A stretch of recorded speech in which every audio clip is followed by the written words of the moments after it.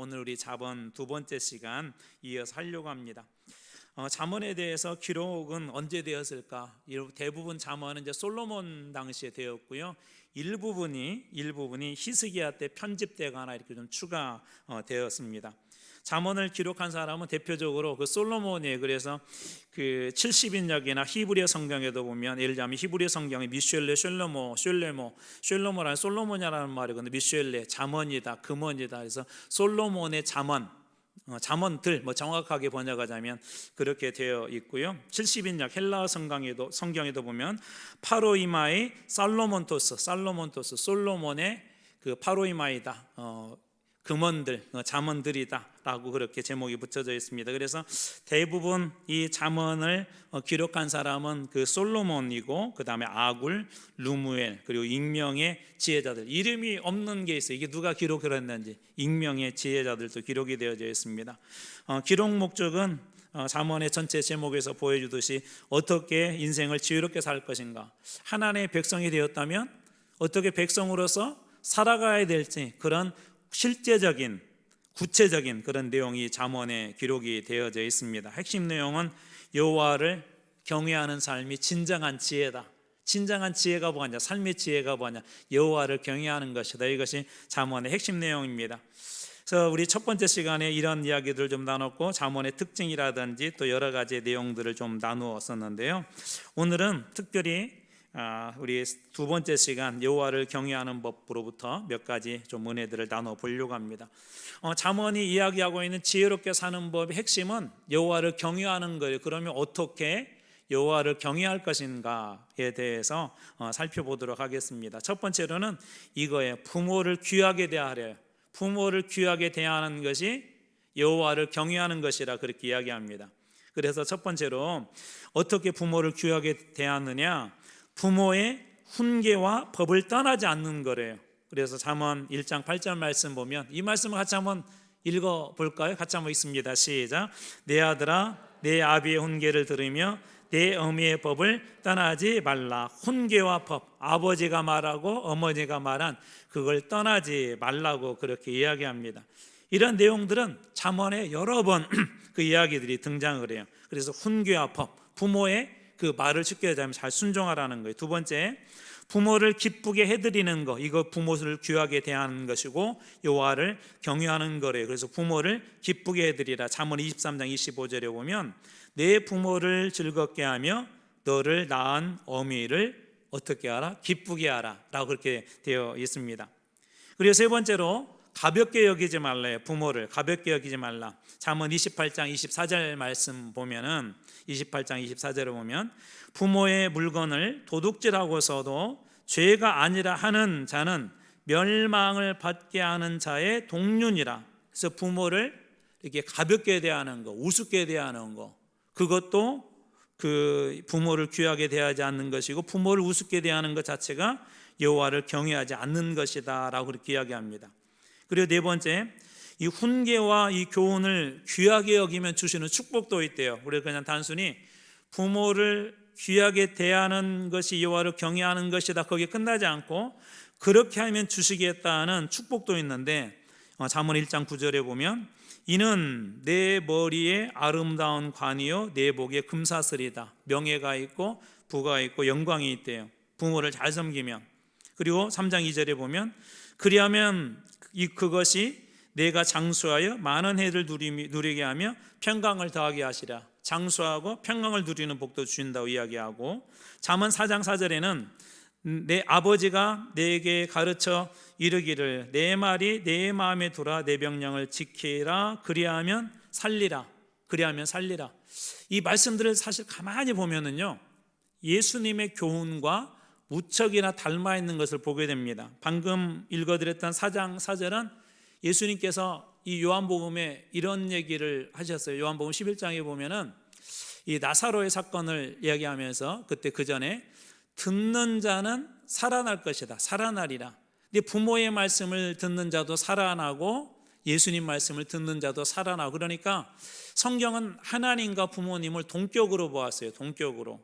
그래서 부모를 잘 섬길 줄 아는 사람이 하나님도 잘 섬기기 때문에 부모를 귀하게 여기는 사람이 결국은 하나님을 경외한다는 그런 논리입니다. 뭐 실제적으로 부모를 잘 경외하는 분들께 잘 존경하고 대화하는 걸 보면 하나님도 잘 섬깁니다. 그래서 월터 C 카이저라는 분은 이런 얘기를 했어요. 유대인에게는 부모는 하나님의 대리자다. 하나님의 대리자.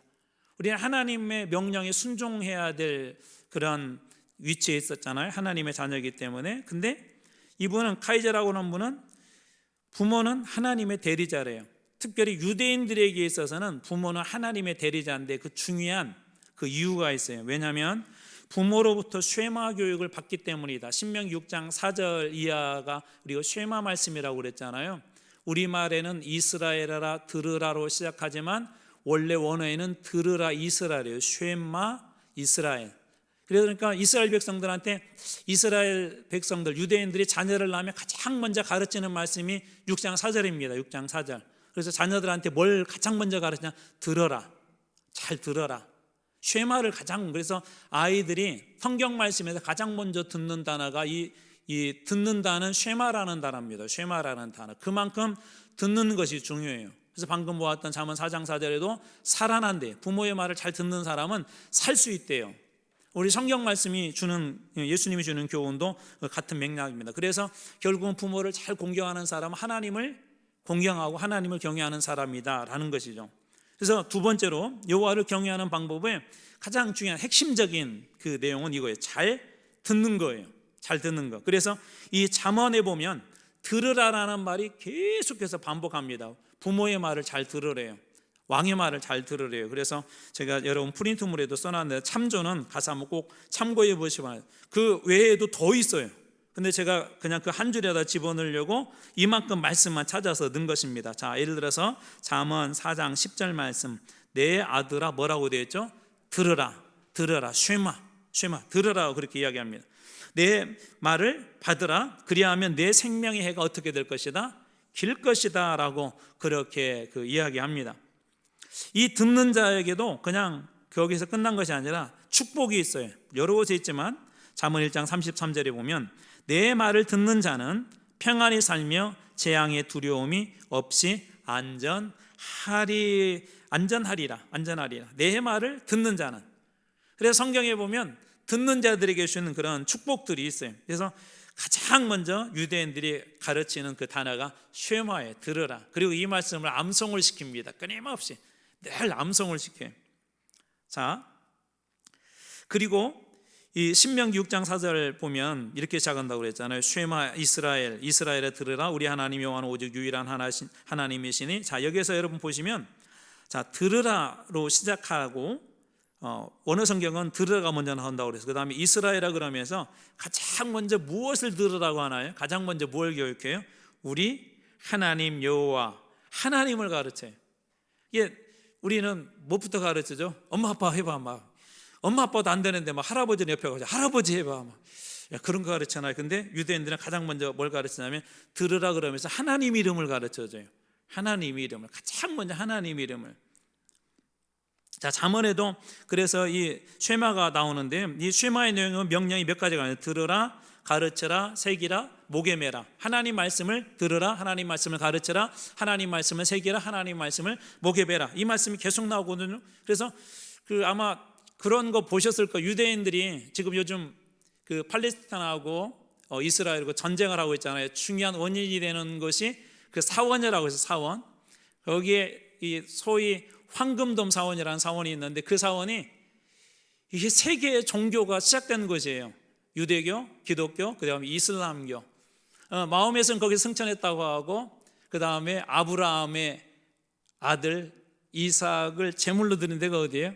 모리아산이잖아요. 바로 거기입니다. 그리고 솔로몬의 성전이 세워졌던 것이 그것이 이스라엘에게도 아주 중요하고 모슬렘 사람들, 이슬람교도 사람들에게도 중요하고 이스라엘에게도 중요한 장소가 바로 그 장소인데 실제적인 소유권은 지금은 요르단이에요. 예전에는 지금은 이제 요단강 건너편 하나 있었지만 이쪽에서도 요르단이 지배하고 있었거든요. 근데 실제적인 소유권은 요르단에 있으면서 그 모슬렘들이 그 사원을 쓰고 있습니다. 그러다 보니까 유대인들은 아쉽잖아요. 그래서 한편에 통고개벽이라는 게 통고개벽. 많이 들어보셨잖아요. 이제 그 벽에서 기도를 하는데 기도할 때 머리에 뭘 쓰고 막 매달고 손에 뭘 묶고 그러잖아요. 묶고 머리에 썼는데 이렇게 상자처럼 되는 그것이 다 이 신명기 6장 4절에서 9절까지 쉐마 말씀이 그곳에 들어 있습니다.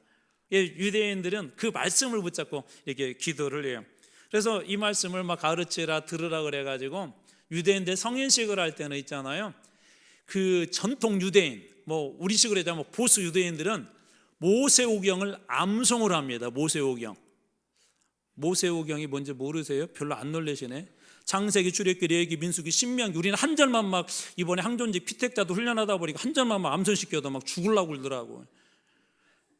회개하셔야 돼요. 얘네들은 5번을 암송을 해야 노인자 진짜 성인이다. 여기 성인 아닌 분들 지금 진짜 많아요. 그래서 그냥 성인식을 하는 게 아니라요. 그래서 바 미츠바라고 하거든요. 바라는 말이 아들이란 말이거든요. 근데 이 성인식을 할 때 모세오경을 암송을 시켜요. 근데 암송을 시키는 중요한 근거가 뭐냐면 이 신명기 6장 4절 이하의 이 말씀의 근거에서 철저하게 이들은 우리가 뒤에서 한 번 더 보겠지만 토라 율법이라고 하는 게 1차적으로 모세오경이거든요. 그래서 모세오경을 철저히 암송을 시킵니다. 그 이유가 신명기 6장 4절 이하에서 나와 있는 거예요. 들으라, 그 다음에 새기라, 가르치라, 목에 달아라, 손목에 매라. 이 명령 때문에 철저히 그렇게 해요. 그래서 실제적으로 몸에도 그렇게 하지만 집에 이렇게 가면 집 문에 이렇게 붙여놓은 게 있어요. 메주자라고 하는데 그 붙여놓은 게 그 안에도 이 말씀이 들어있습니다. 그러니까 들어가면서 나오면서 말씀 보고 또 기도하면서 말씀 보고 늘 그렇게 하는 거예요. 이게 말씀에 늘 묶여 사는데 그 중요한 이유가 바로 이것 때문에요. 근데 이 잠언에도 이 쉐마가 많이 들어있습니다. 잠언에도. 자, 예를 들자면 잠언 3장에 보면 인자와 진리가 내게서 떠나지 않게 하고 그것을 내 목에 매며 내 마음편에 새기라. 마음편에 새기라. 목과 마음은 이들에게 있어서 중요한 생명과 같은 것인데 생명의 근원을 어디에 둔다는 거예요? 그러면 말씀에 두는 거죠. 내 생명의 근원은 말씀에 있다. 내가 살고 죽는 것은 말씀에 있다. 말씀에 살고 말씀에 죽고 그 이야기를 하고 있는 겁니다. 잠언 6장 21절도 보면 그것을 항상 내 마음에 새기며 내 목에 매라. 내 목에 매라.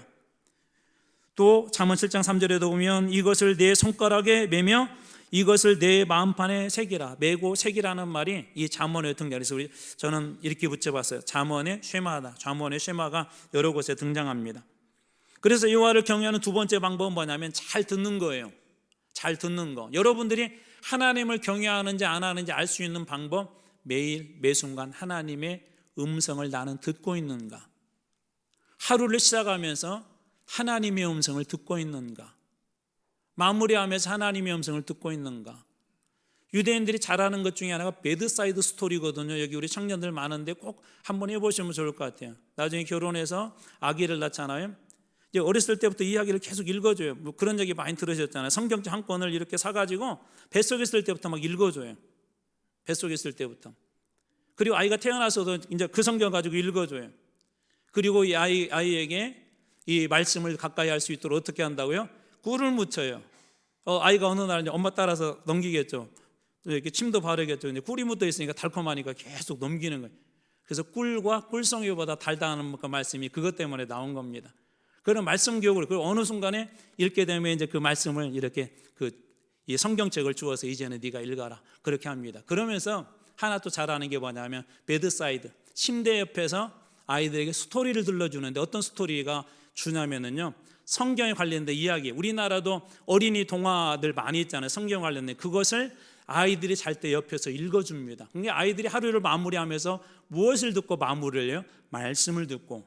이게 집에서 나가면서도 말씀을 보고 나가고 들어오면서도 그 말씀을 보고 그리고 잘 때도 그 말씀. 그래서 이 말씀에 목숨을 거는 겁니다. 말씀에 철저하게 그 말씀 중. 그래서 말씀을 들으면 살고 듣지 않으면 죽는다. 지금도 그런 정신이 그들에게 있습니다. 그래서 여호와를 경외하는 법 가장 중요한 핵심 중에 하나는 뭐냐면 나는 오늘 또 하나님 말씀을 듣고 있는가? 여러분 어떠세요? 매일매일 큐티하세요? 우리 1년 1도 가잖아요. 1년 1도 하는 이유가 그거예요. 그 말씀은 다 안 읽으셔도 괜찮아요. 읽다가 어느 한 자리 마음에 드시면 그거 먹는 거예요. 씹어서 먹고 잘라서도 먹어보고 또 어느 때는 좀 딱딱하면 딱딱한 대로 먹어보기도 하고 끓여서도 먹어보고 다양한 방법으로 그 말씀 속에서 나에게 주신 생명의 은혜들을 영적으로 섭취하는 겁니다. 쉽게 해서 큐티를 매일매일 하는 거예요. 그래야 진짜 하나님을 경외하는 사람입니다. 여러분이 하나님을 경외하는 사람이라면 말씀을 그렇게 만날 수밖에 없어요. 잘 들을 수밖에 없습니다. 나아가서 들을 뿐만 아니라 세 번째로 여호와를 경외하는 사람들은 말씀을 잘 지키죠. 그래서 지키라는 명령이 여러 곳에 나오는데 잠언 4장 4절 아버지가 내게 가르쳐 이르기를 내 말이 내 마음에 두라 내 명령을 지키라 그리하면 살 것이다. 내 명령을 지키라 그리하면 살 것이다. 이 지키라는 명령은 여러 곳에 등장하죠. 우리 여호수아서 지난번에 보면서 묵상 그 위대함에서 길을 찾는다라는 설교를 지난 주일날 나누면서 여호수아에게 그 하나님께서 먼저 여호수아는 하나님 먼저 말씀하시거든요. 1장 1절에서 9절까지 하나님 먼저 말씀하세요. 근데 핵심이 뭐냐면 여호와 율법책을 주야로 묵상하며 주야로 묵상하는 게 무슨 비결이라는 거예요. 가나안 땅을 약속의 땅을 정복하는 데 가장 중요한 핵심이라는 것입니다. 그러면서 거기에 묵상하고 지키라는 말이 나오는데 지키는 것은 이 말씀을 듣는 자들이 꼭 행해야 될 붙잡아야 될 그런 것들인데요. 단순히 또 지키면 거기서 끝나냐 지키는 자의 복도 있대요. 28장 7절 율법을 지키는 자는 어떤 아들이래요? 지혜로운 아들이요.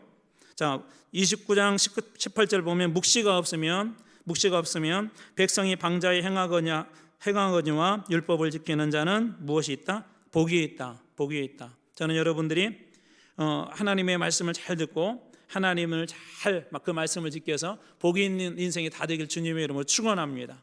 이게 여호와를 경외하는 법이에요. 경외하는 법. 첫 번째 뭐라고 했죠? 부모를 귀하게 여겨라. 왜? 부모는 하나님의 대리자니까. 두 번째 하나님 말씀을 잘 들으라. 세 번째 하나님의 말씀을 잘 지키라. 이것이 여호와를 경외하는 구체적인 방법을 이 잠언서에서 이야기하고 있습니다. 여기서 하나 잠깐 좀 살펴볼 부분이 있는데 이 잠언에 보면 잠언 율법 그 등장하거든요. 율법은 잠깐 제가 설명을 했어요. 이걸 토라라고 그래요. 히브리어로 율법을 토라라고 그래요. 토라라고 하는데 자 거기에 있는 내용 그대로 한번 읽어드리겠습니다. 잠언을 율법과 동일선상에 두고 있는데 율법보다 구체적인 실제가 잠언이다. 그러니까 어떻게 하면 이 잠언을 율법하고 거의 동일한 선상에 둔다는 거 뭐냐면 그만큼 유대인들은 이 토라 율법이 중요하거든요. 동일한 선상에 둔다는 건 그만큼 잠언도 이 사람들에게는 귀하다는 거예요. 그래서 잠언 28장 4절에도 율법과 잠언을 이렇게 이야기합니다. 율법을 버린 자는 악인을 칭찬하라 율법을 지키는 자는 악인을 대적하느니라. 또 계명이라는 말도 나오는데 이 계명은 이런 뜻이 있어요. 꼭 지켜야 될 그런 명령. 나중에 예수님은 이 계명을 줄여서 10계명으로 3계명으로 말씀하시죠. 하나님을 사랑하고 이웃을 사랑하고 이것은 꼭 지켜야 될 것. 그래서 잠언에 나와 있는 것들은 지켜야 될 것들이에요. 그래야 그것이 진짜 지혜로운 그런 삶이라는 것이죠. 자, 그 다음에 하나 살펴볼 것들이 우리 삶의 여러 가지 지혜들에 대한 이야기라는데 몇 가지만 제가 한번 뽑았습니다. 첫 번째로는 말에 대한 지혜. 여러분들은 혹시 말 실수해 본 적 있으시나요? 말 때문에 막 곤욕스러운 적 있으시죠? 어떤 말을 해놓고 막 그것 때문에 힘들기도 하고 막 스스로 괴로워하기도 하고 누군가에 상처 주기도 하고 거기에 대한 지혜 내용이 잠언에 들어 있습니다. 한번 프린트물을 다 한번 펴보시면 좋을 것 같아요. 자, 말은 어떻게 해야 되는가? 잠언 4장 24절 같이 한번 읽어보겠습니다. 잠언 4장 24절 시작. 구부러진 말을 내 입에서 버리며 비뚤어진 말을 내 입술에서 멀리하라. 여러분 한번 각자 묵상해 보세요. 구부러진 말과 비뚤어진 말은 어떤 걸까요? 말이 구부러졌대요. 우리가 하는 말이 삐뚤어졌대요. 자, 이렇게 한번 정리해 볼게요. 좋은 말일까요? 나쁜 말일까요? 다른 사람을 좀 이렇게 용기를 붙들어주는 말일까요? 힘 빼는 말일까요? 비난하는 말일까요? 칭찬하는 말일까요? 네, 이런 것들이 비뚤어진 말, 구부러진 말들이에요. 근데 그것을 어떻게 하라고 이야기하죠? 내 입에서 버리고 입술에서는 어떻게 하라? 멀리하라. 또 이건 프린트물에만 있습니다. 잠언 5장 2절 근신을 지키며 내 입술로 지식을 지키도록 하라. 내 입술로 무엇을 지키래요? 지식을 지킨대요. 입에서 여러분 지식이 이런 표현 좀 그런데 뽀록 나잖아요. 그 사람 말을 들어오면 그 사람 수준을 알 수가 있어요. 지식을 알 수가 있어요. 그래서 이런 말도 있어요. 차라리 가만히 있어라. 그러면 중간이라도 간다. 네. 그래서 입술은 뭐냐면 여러분의 지식이에요. 지식. 백종원 씨를 보면서 참 이분 대단하다는 생각이 들었어요. 대단하다. 음식 이쪽으로 이런 게 마이다스 손이잖아요. 근데 이 사람의 그 단어들을 가만히 보면요, 모든 게 다 들어있어요. 저는 막 중국 가서는 막 중국말하고, 뭐 영어권에 가서 영어말하고, 또 베트남 같은 데 가서 또 베트남어를 하고, 음식에 관련된 거 거의 다 하더라고요. 근데 그것뿐만 아니라 우리 한국 안에서도 음식에 대한 언어들이 꽉 차 있어요. 언어의 지식들이. 그 입에서 뭐가 나오든지 음식에 관한 것만큼은 확실합니다. 그래서 어떻게 보면 입술에서 나오는 그 말이 여러분의 지식의 수준이에요. 그래서 그런 얘기를 하는 것입니다. 입술로 지식을 지키도록 하라. 그 다음에 잠언 10장 19절에 보면 말이 많으면 허물을 면하기 어려우나 그 입술을 제어하는 자는 무엇이 있다? 지혜가 있다. 사실 쉽지 않죠. 여러분, 입술을 제어하는 게 쉬워요? 안 쉬워요? 솔직히 얘기해, 제가 다 알아요. 누구 안 좋은 거 보면 막 말하고 싶어서 막 근질근질 하잖아요. 막 뇌는 하지 말아야 되는 건데 막 입에 자동으로. 사실 쉽지가 않습니다. 그런데 제어하는 게 지혜래요. 이게 말이라는 게 때가 있고 타이밍이 있고요. 이 적절한 때가 있어요. 언제나 하면 좋은 게 아니라는 거죠. 그래서 어느 때는 때로는 감추어 주기도 해야 된다는 거죠. 잠언 13장 3절, 여기는 같이 한번 읽어보겠습니다. 시작. 입을 지키는 자는 자기의 생명을 보전하나 입술을 크게 벌리는 자에게는 멸망이 오느니라. 입술을 크게 벌리는 자는 뭐가 온대요? 아셨죠? 멸망 안 하려면 어떻게 해야 돼요? 네, 입술을 너무 닫고 계시면 좀 힘들겠지만 아무튼 함부로 말해서는 안 된다는 얘기. 자, 입술을 지키는 자는 자기의 무엇을 보전한대요? 생명을 보전한대요. 잠언 18장 6절, 미련한 자의 입술은 무엇을 일으키고 다툼을 일으키고 그의 입은 매를 자청하느니라. 네, 우리 가끔 학생들 중에 매를 자청하는 친구들도 종종 있죠. 학교에 꼭 그런 애들이 있어요. 그냥 가만히 있으면 안 맞을 텐데 말해가지고는 그냥 이렇게 맞는 친구들. 그래서 말을 어떻게 해야 하는가, 이런 얘기들이 있습니다. 그 다음에도 한번 그냥 읽어볼까요? 그 다음부터는 자, 프린트물로 읽습니다. 그냥 제가 몇 장 안 할 테니까 이제 그거 빼고 한번 쭉 읽어보겠습니다. 잠언 21장 23절까지 다 시작. 사람은 입에서 나오는 열매로 말미암아 배부르게 되나니 곧 그의 입술에서 나는 것으로 말미암아 만족하게 되느니라. 죽고 사는 것이 혀의 힘에 달렸나니 혀를 쓰기를 좋아하는 자는 혀의 열매를 먹으리라. 세상에 금도 있고 진주도 많거니와 지혜로운 입술이 더 귀한 보배니라. 입과 혀를 지키는 자는 자기 영혼을 환난에서 보전하느니라. 제가 그런 얘기 여러 번 했었어요. 이제 우리 청년들도 나중에 결혼하고 자녀들 낳을 텐데 또 이렇게 부부끼리도 축복 많이 하세요. 우리 효진이 자매 축복 많이 하세요. 네, 서로. 왜 그래요? 우리 자문에도 보면 그런 어떤 말은 이게 생명이 되고요, 어떤 말은 죽이는 말이 돼요. 그래서 가정을 막 죽이는 말을 많이 하는 사람들이 있고 살리는 말을 많이 하는 사람들이 있어요. 말에는 특별히 뭐가 있냐면 힘이 있어요. 말에는 생명이 있습니다. 제가 그런 얘기도 여러 번 했었잖아요. 그래서 아무 말 하면 안 된다니까. 아이들 막 죽일 놈, 막 썩을 놈, 망할 놈, 막. 우리나라 왜 그런 게 많은지 모르겠어요. 우리나라가 어떻게 부자가 됐다고요? 흥해라에서. 우스운 얘기 같지만 저는 일리가 있다고 봅니다. 말 한마디로 인생을 바꾼 사람들이 많거든요. 유명한 그 카루소라고 하는 그 유명한 성악가가 있는데 이분이 노래를 그렇게 못했대요. 갖고 막 엄마는 노래를 시키고 싶은데 가는 선생님마다 이런 애 안 된다고. 근데 엄마가 그랬대요. 야, 너는 세계적인 성악가가 될 거야. 그 말에 목소리가 바뀌고요, 인생이 바뀌고. 전문가들이 안 된다고 하면 사실 거의 안 되는 거잖아요.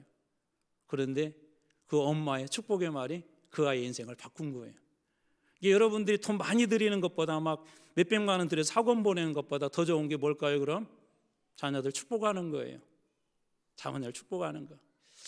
별로 동의를 안 하시네요. 우리 교회가 잘 되는 거 어때요? 축복하는 거예요. 축복하는 거예요. 제가 그런 얘기도 여러 번 드렸어요. 물이 뭐 이렇게 막 불땐다고 해서 바로 끓는 거 아니잖아요. 그렇죠? 시간은 좀 필요해요. 아무것도 보이지 않아요. 근데 어느 순간에 100도씨 딱 다 들으면 그때부터 갑자기 막 끓기 시작합니다. 아니 끓는 수준이 아니라 액체에서 기체로 바뀌는 그런 일들이 일어납니다. 저는 신앙의 역사도 비슷하다고 봐요. 지금 하나님이 어떤 일을 하고 계신지 우리는 알 수가 없어요.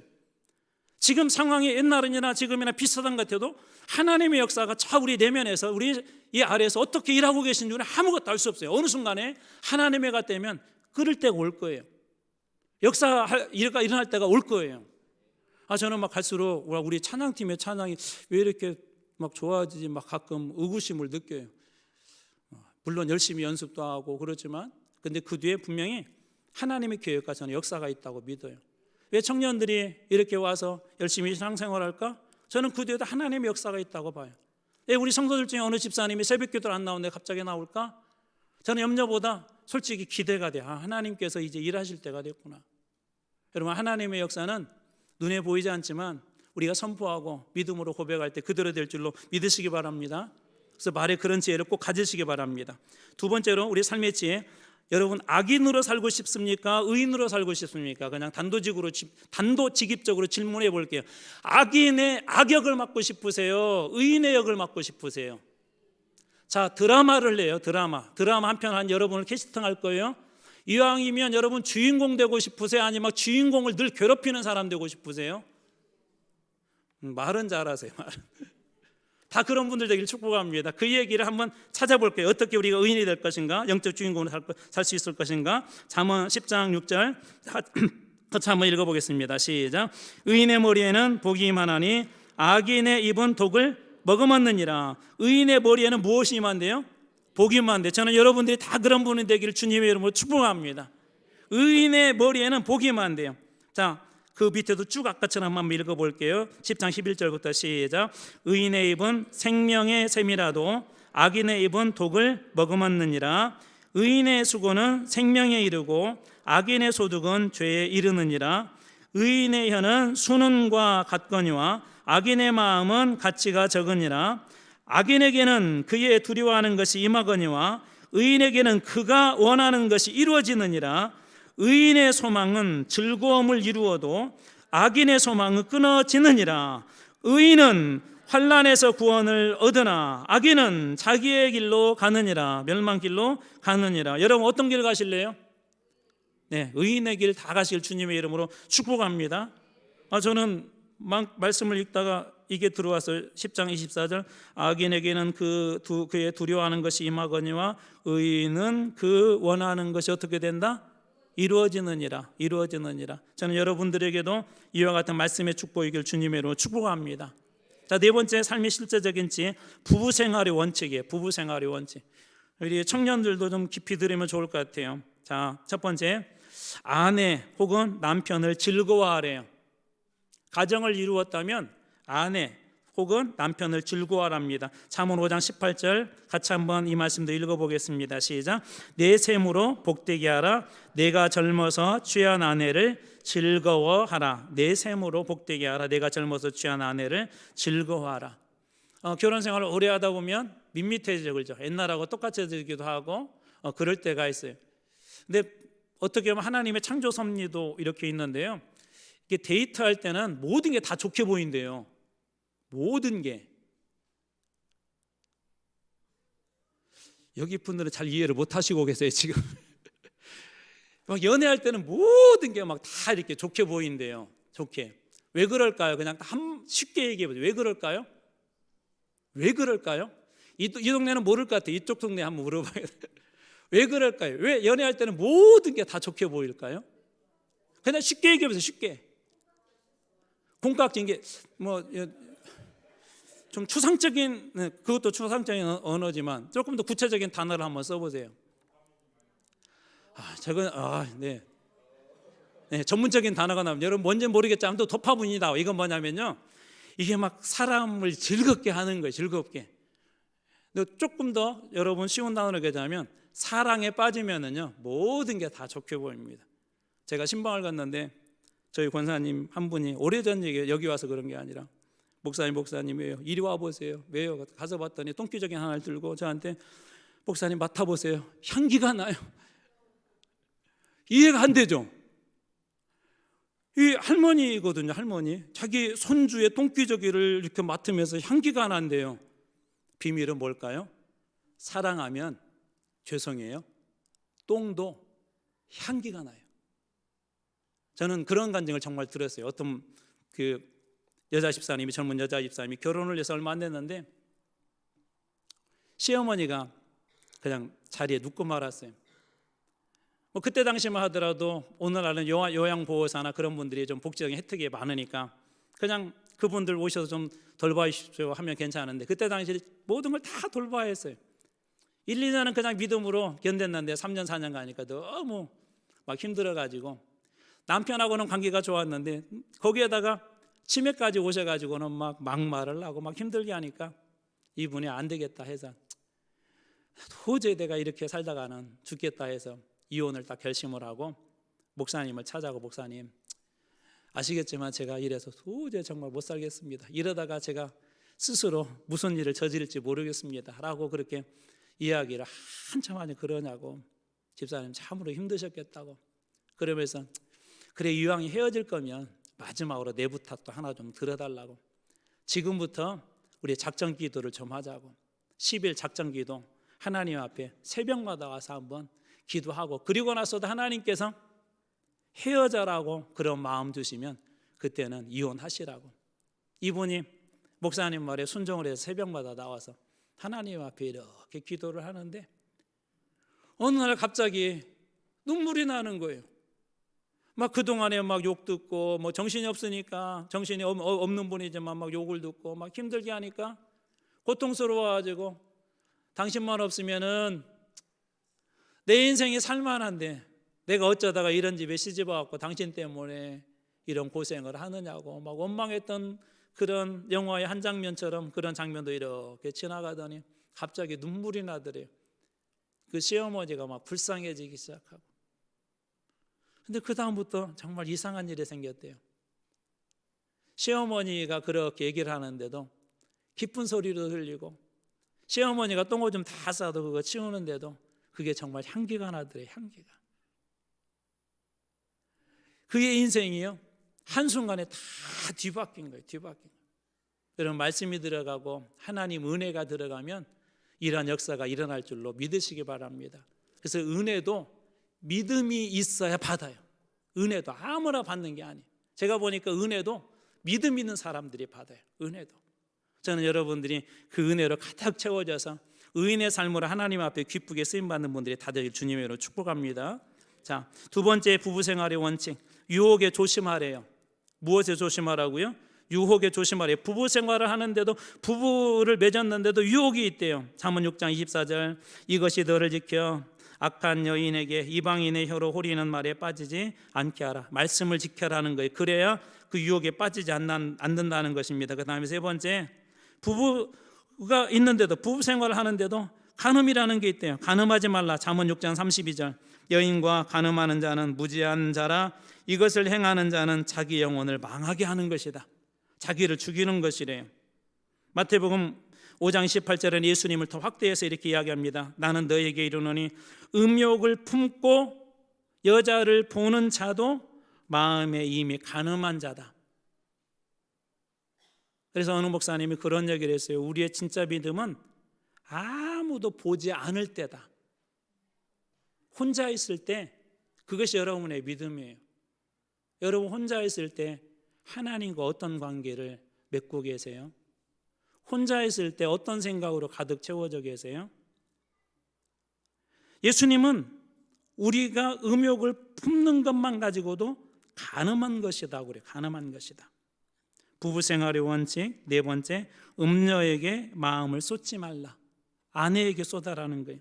그 다음에 다섯 번째, 현숙한 아내, 현명한 남편이 되라.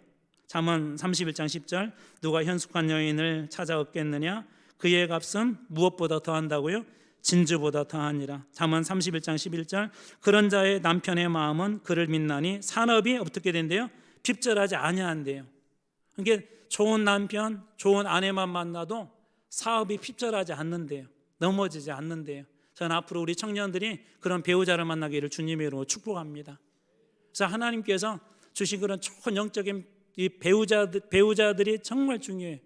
그래서 여러분들이 특별히 이제 결혼한 분들은 못 물려요.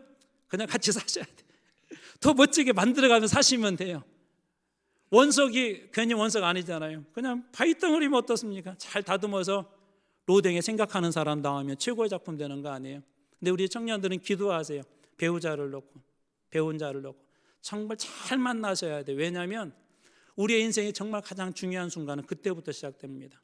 그래서 오늘 방금 읽었던 것처럼 현숙한 아내, 현명한 남편을 만난 그런 사람에게는 놀라운 그런 축복이 있답니다.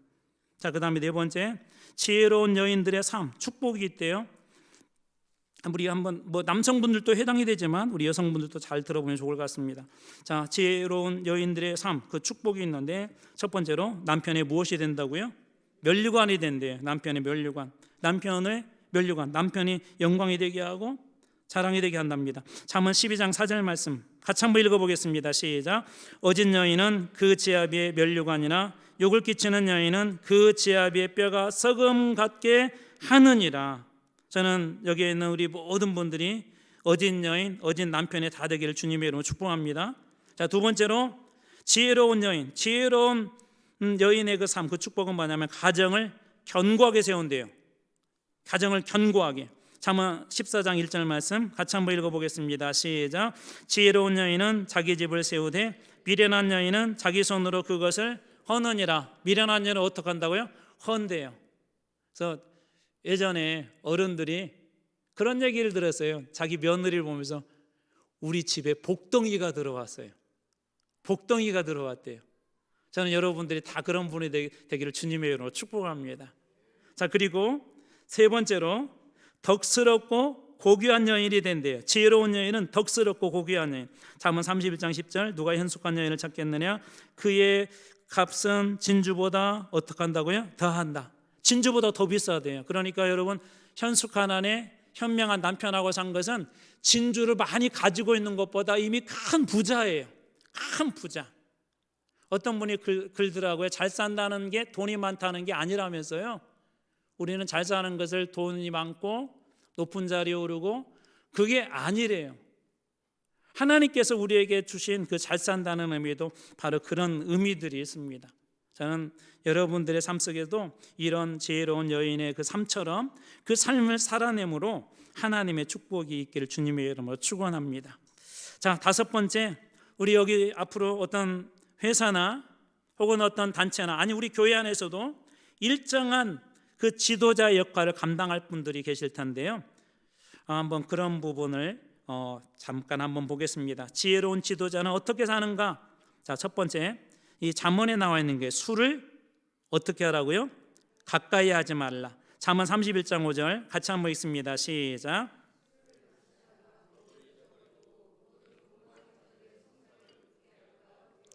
자, 술을 마시다가 법을 잊어버리고 말씀을 잊어버리고 모든 공고한 자, 연약한 자들의 송사, 재판을 굽게 할까 두려우니라.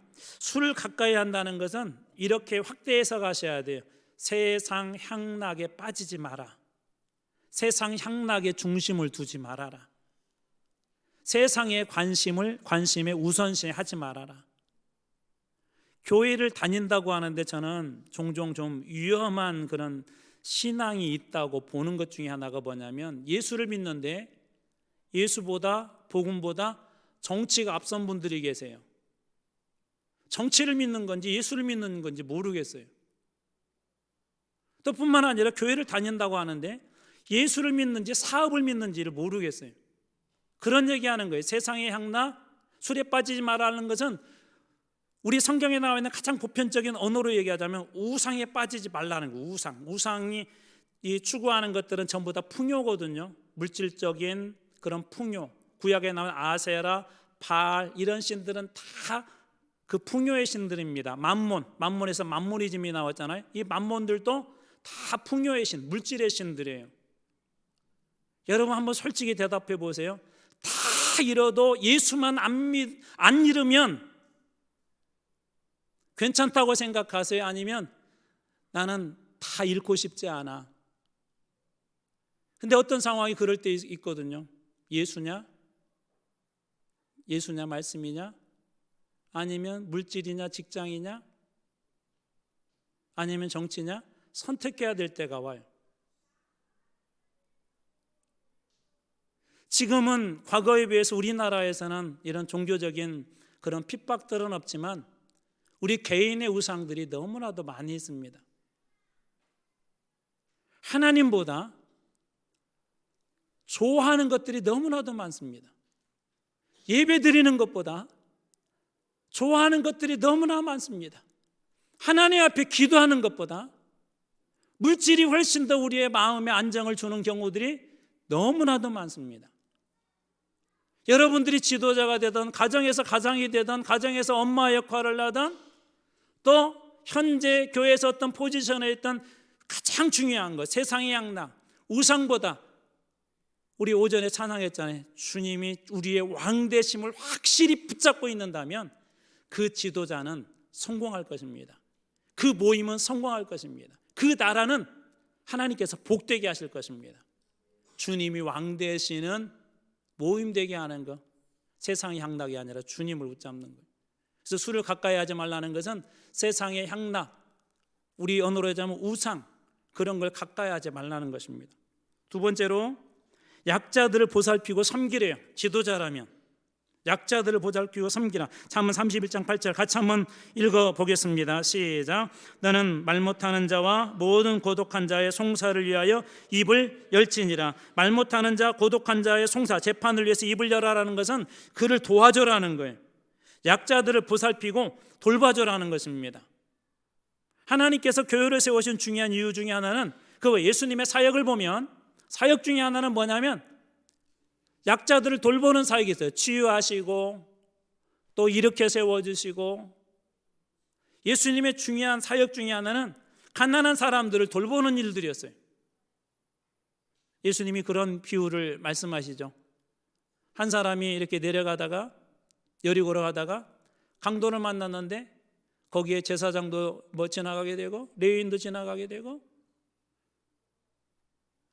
어느 누구도 각자의 형편 때문에 혹 부정탈까 봐 혹은 하나님 앞에 예배드리러 가는데 그것이 걸림돌이 될까 봐 다 외면했을 때 한 이방인이 그를 데려다 깨끗이 씻기고 먹을 것을 주고 치료약을 제공하고 또 병원에 입원시켜서 나중에 돌아올 테니까 부족하면 내가 돈을 더 줄 테니까 이 사람을 꼭 치료해 주려고 치료해 주고 먼 길을 떠납니다. 예수님이 이런 질문하죠. 누가 이 사람이 진짜 이웃이냐? 누가 진짜 이 사람이 이웃이냐? 예수님께서 우리에게 그 말씀을 통해 주신 그 교훈이 뭘까요? 진짜 이웃은 가난한 자들, 어려운 사람들이 있을 때 그냥 지나치지 않는다는 거예요. 이국 땅에서 길을 잃어버렸을 때 한국 사람을 만나서 도대체 어디로 가야 될지 모를 때 어디로 가면 됩니까? 그 이야기 한마디만 들었을 때도 얼마나 반갑고 얼마나 힘이 되고 얼마나 용기가 되고, 이국 땅, 외국의 그 땅에서 나머지 여행들이 이렇게 원활하게 진행된 그런 경험들을 하신 분들이 계실 거예요. 따뜻한, 그리고 그냥 자기 알고 있는 지식 하나만 가르쳐 주었는데도 어떤 사람에게 그렇게 힘이 된다면, 이 땅의 어려운 사람들에게 누군가가 손을 내밀어 준다면 그 사람들은 얼마나 힘이 될까요? 그런데 주님 뭐라고 말씀하시냐면 이런 사람이 진짜 지도자래요. 그런 사람을 지도자로 쓰실 거래요. 저는 우리 교회가 여러분들이 그런 지도자로 쓰임받길 주님의 이름으로 축원합니다. 그래서 잠언에 보면 이런 실질적인 더 많은 지혜 이야기들이 있지만 오늘 몇 가지 한번 이렇게 살펴보았는데요. 좋은 것은 어떤 분들은 이렇게 읽더라고요. 잠언을 1일 날은 1장, 2일 날은 2장. 잠언은 딱 한 달 분량이에요. 그래서 매달 한 장씩 읽어가면서 잠언에서 지혜를 얻습니다. 하루의 지혜를. 여러분들에게도 이 지혜로운 삶이 그대로 적용되어져서 잠언에 보면 이것이 지혜로운 삶이다라는 것도 있고, 두 번째 이렇게 지혜로운 삶을 살 때 이런 축복을 주시겠다라고 하는 이 축복도 있는데, 이 지혜로운 삶도 살아내고 그 다음에 이 축복도 다 받는 여러분들 다 되시길 주님의 이름으로 축원합니다.